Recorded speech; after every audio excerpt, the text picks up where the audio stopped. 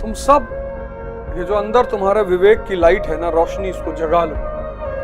तपस्या करो, त्याग करो। त्याग किसका करो? आलस्य का करो। आलस्य का त्याग करना। किसी की बुराई मत करो, तुम्हारा दिमाग कचड़ा हो जाएगा, कूड़ा। आदत पड़ जाएगी ना दिमाग की। वो जो गांधी जी के 3 बंदर हैं वो बहुत प्यारे हैं। बुरा मत कहो, बुरा मत सुनो, बुरा मत देखो। इससे क्या होगा? तुम्हारा मन पॉजिटिव हो जाएगा। कृष्ण बनो ना। अब शिशुपाल बहुत बदतमीजी कर रहा है तो चक्र तो निकालना ही पड़ेगा। दुर्योधन और कृष्ण में कितना फर्क है, तुम कभी कभी समझ ही नहीं पाते कि अनजाने में तुम्हारे साथ क्या हो रहा है। किसी की बुराई करने से सबसे ज्यादा नुकसान तुम्हारा होता है, उसका तो बाद में होगा।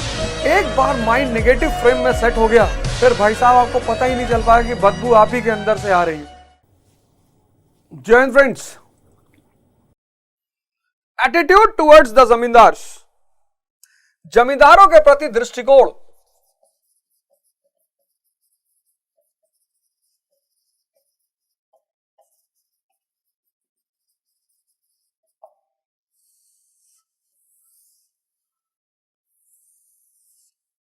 सेवनटीन 1857 से 1857, चाचा 1857 से 1947, इन जमींदारों को पैदा किसने किया?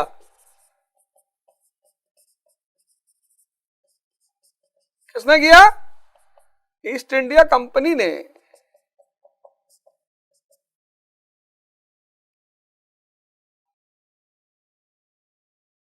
इन जमींदारों को पैदा किसने किया? ईस्ट इंडिया कंपनी ने। जमींदार, तालुकदार, तो ये अपने पिता का समर्थन तो करेंगे ना, सरकार का समर्थन तो करेंगे ना।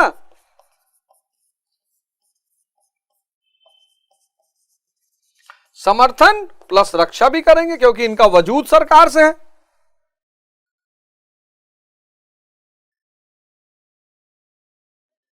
और पुरातन धारा के लोग, ओल्ड ऑर्डर, ओल्ड ऑर्डर के लोग, अब गौर करना, ओल्ड ऑर्डर। अब यही जमींदार कौन से ऑर्डर का है? ओल्ड ऑर्डर, पुरातन धारा। अब जब यह मजबूत होगा तो हिंदू मुस्लिम हो सकता है, दलित ब्राह्मण हो सकता है। इसको अब जमींदार का पक्ष लेने से 2 बातें होंगी। पहली बात क्या होगी? एजुकेटेड मिडिल क्लास कमजोर होगा, और दूसरा डिवाइड एंड रूल को बढ़ावा मिलेगा।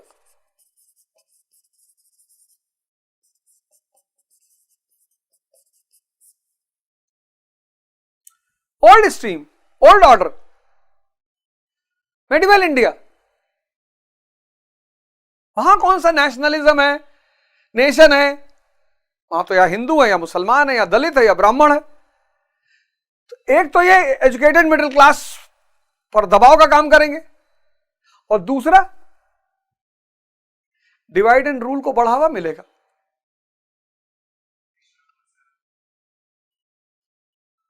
और लॉर्ड लिट्टन खुलेआम कहता है, एक प्रिय क्वेश्चन बन जाएगा। लॉर्ड लिट्टन खुलेआम कहता है, क्या कहता? अब हम किसका ध्यान रखेंगे? इस ओल्ड ऑर्डर का ध्यान रखेंगे, क्योंकि यही हमारे साथी और सहयोगी हैं। फिर मेंस का एक क्वेश्चन बन जाएगा, फिर मेंस का एक शॉर्ट नोट बन जाएगा।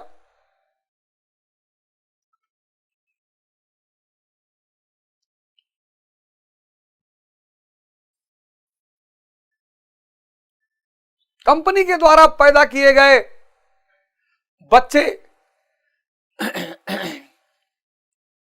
जमींदारों के रूप में 1857 के बाद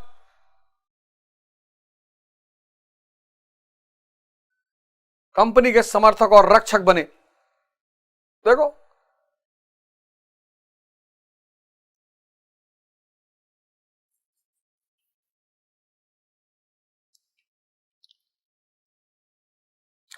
एटीट्यूड टुवर्ड्स सोशल रिफॉर्म्स।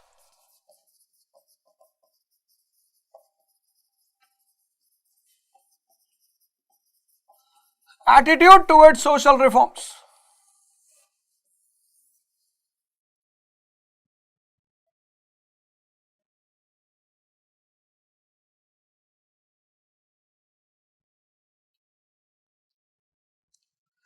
नहीं यार, कम से कम चलो, जो आईटी सेल पैसा पा रही है मेरे खिलाफ अटैक करने का, वो तो चलो ठीक है, अच्छी बात है, उनको तो हक है, करना ही चाहिए, उनको उस पर कोई चिंता की बात नहीं। लेकिन मुझे तो कष्ट होता है कि अब मैं समझता हूं बुद्ध क्यों चले गए, आचार्य रजनीश क्यों चले गए, सब देश छोड़ के क्यों चले गए।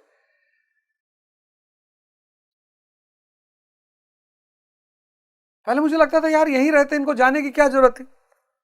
बुद्धिज्म आखिर क्यों चला गया इस देश से, सबको जगा रहा था। अब जाग के हनुमान जी की पूजा करो, लेकिन जाग के हनुमान जी की पूजा करोगे तो भगवान हो जाओगे। फिर ये पुराना शाही तबका, ये बेचारा कहां जाएगा। यहां तो राजा का बेटा राजा बनेगा ना, और बुद्ध वगैरह सिखा रहे हैं कि राजा का बेटा राजा नहीं बनेगा, कोई भी राजा बन सकता है।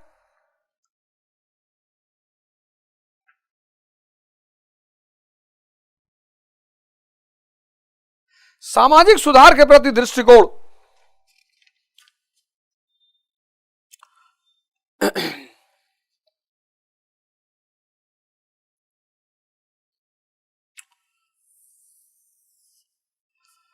(1757 से 1857), 1857 से 1947, सोशल रिफॉर्म्स, सामाजिक सुधार। कोई माई का लाल पढ़ाया हो तो मुझे बताना।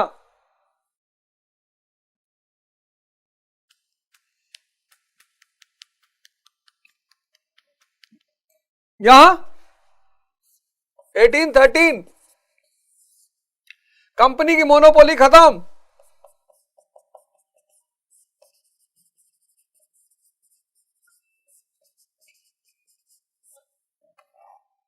अब ब्रिटिश गुड्स भारत में बेचने हैं। ब्रिटिश शासन को मसीहा बनाना है,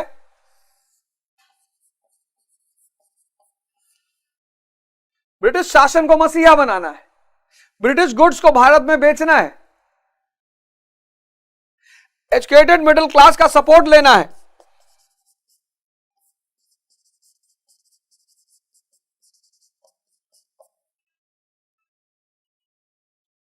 अब इस सब में सोशल रिफॉर्म्स काम आएगा। देखो, भारतीय जनता का मसीहा बनना है, भारत में ब्रिटिश गुड्स को बेचना है, एजुकेटेड मिडिल क्लास का सपोर्ट लेना है,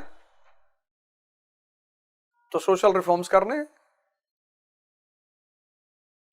आदमी सोचेगा यार हमारा समाज और धर्म अच्छा नहीं है, पश्चिम का समाज और धर्म अच्छा है, तो पश्चिम का समाज और धर्म अच्छा है, हम कैसे बताएंगे कि हम पश्चिम को फॉलो करते हैं। उनका कपड़ा पहनेंगे, मदरसा का लड़का, मठ का लड़का, मिशनरी का लड़का, इन तीनों को मेनली कैसे पकड़ते हो, कपड़े से ही तो पकड़ते हो।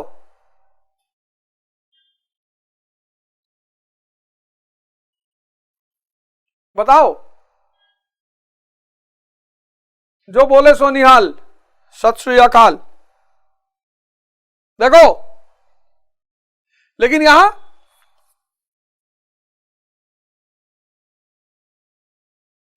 एजुकेटेड मिडिल क्लास से दूर रहना है,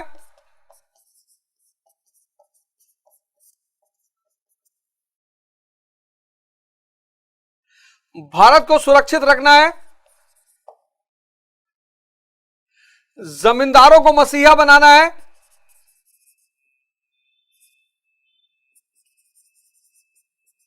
और जमींदार किसके रिप्रेजेंटेटिव हैं, ओल्ड ऑर्डर के, वो तो सब इसके खिलाफ है। एजुकेटेड मिडिल क्लास से दूर रहना है, साम्राज्य को सुरक्षित रहना है, और जमींदारों को मसीहा बना।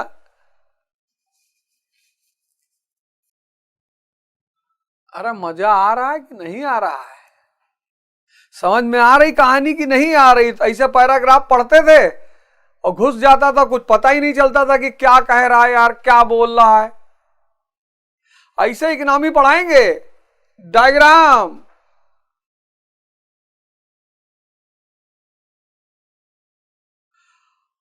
और जो लोग मॉडर्न इंडिया खत्म होते होते रजिस्ट्रेशन करा लेंगे, उनको पॉलिटी मिलेगी 500 रुपए में, और 1 महीने में खत्म हो जाएगी।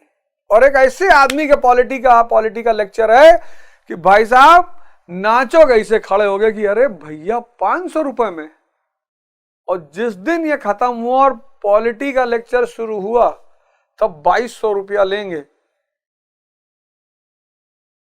इसलिए जितने लोग इस फिराक में बैठे हो कि हराम हम फ्री में पढ़ रहे हैं, फ्री में पढ़ रहे हैं, इस दुनिया में कुछ भी फ्री नहीं है। कुछ तो पारिश्रमिक आदमी को दे ही दो यार। तुम चाहते हो हम मेहनत करें और हमें जन्नत मिले, और तुम ये नहीं सोचते हो कि दूसरा मेहनत करे उसे कुछ मिले।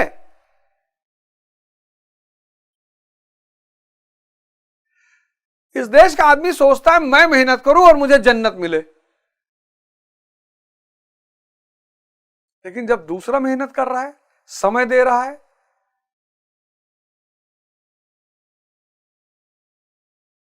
फिर मत चिल्लाना।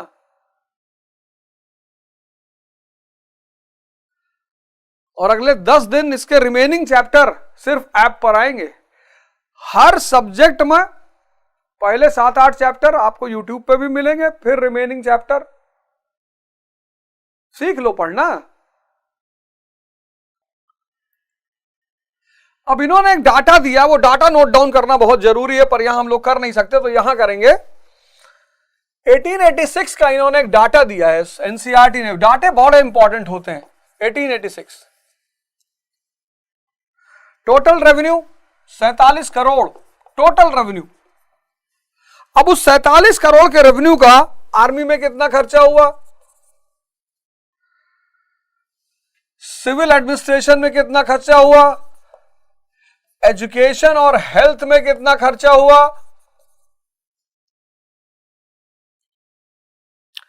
इरिगेशन में कितना खर्चा हुआ। अब देखो सरकार का रवैया।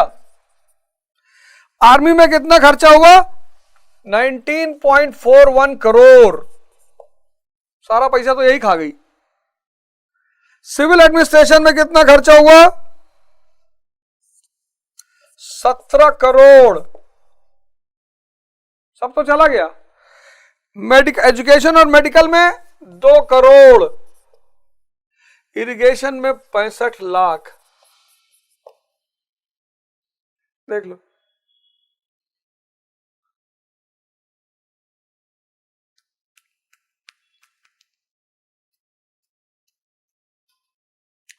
देखो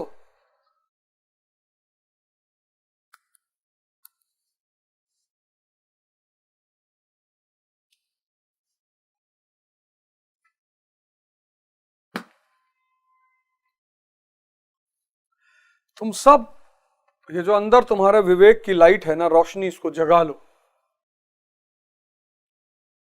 तपस्या करो, त्याग करो। त्याग किसका करो, आलस्य का कर दो। आलस्य का त्याग कर दो यार। किसी की बुराई मत करो, तुम्हारा दिमाग कचड़ा हो जाएगा, कूड़ा।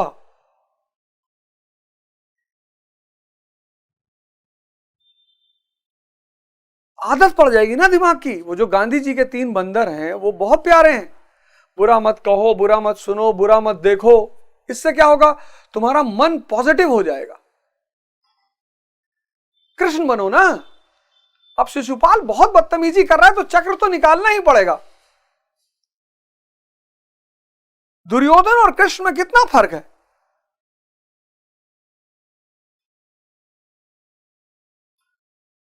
तुम कभी कभी समझ ही नहीं पाते कि अनजाने में तुम्हारे साथ क्या हो रहा है। किसी की बुराई करने से सबसे ज्यादा नुकसान तुम्हारा होता है, उसका तो बाद में होगा। एक बार माइंड नेगेटिव फ्रेम में सेट हो गया, फिर भाई साहब आपको पता ही नहीं चल पाएगा कि बदबू आप ही के अंदर से आ रही है।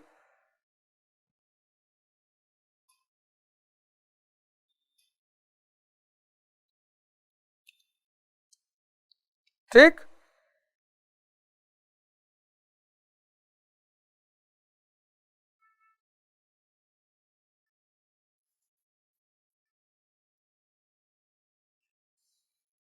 देखो extreme backwardness of social services, अगली हेडिंग। अब देखो ये डाटा देखो,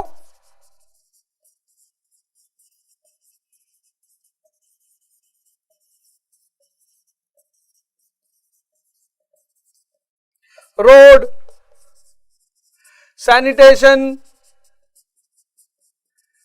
हेल्थ, एजुकेशन, जब यार सारा पैसा तुम आर्मी और सिविल एडमिनिस्ट्रेशन में खर्चा कर दोगे, 37 करोड़, 47 करोड़ में से 37 करोड़ तो तुमने यही खर्चा कर दिया। तो सामाजिक सेवाएं कैसे सुधरेंगी? और तुमने ऐसा किया क्यों? कॉलोनियल गवर्नमेंट, औपनिवेशिक सरकार। तुमने ऐसा किया क्यों? औपनिवेशिक सरकार।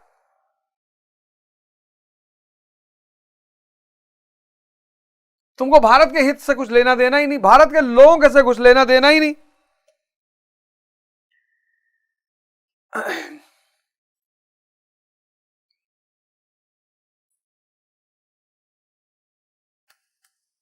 है? पढ़ाएंगे, तुम लोग घबराना मत। एक हिंदुस्तान के बहुत फेमस पॉलिटी के टीचर हैं, बहुत, मतलब मैं बता रहा हूं ना, पहला 3 लेक्चर तुमको फ्री दे दूंगा सिर्फ ऐप पे, और तुम मस्त हो जाओगे। तब तुम्हें लगेगा तो पैसा जमा करना, और सिर्फ 500 रुपया। अब जिसने अभी तक जमा कर दिया हिस्ट्री तक, 10 तारीख लास्ट डेट है, जिसने जमा कर दिया उसका 500, जो नहीं जमा करेगा उसका 2200, 2200 प्लस जीएसटी। सोचो, इस पे विचार करो। हैं? जय हिंद, जय भारत।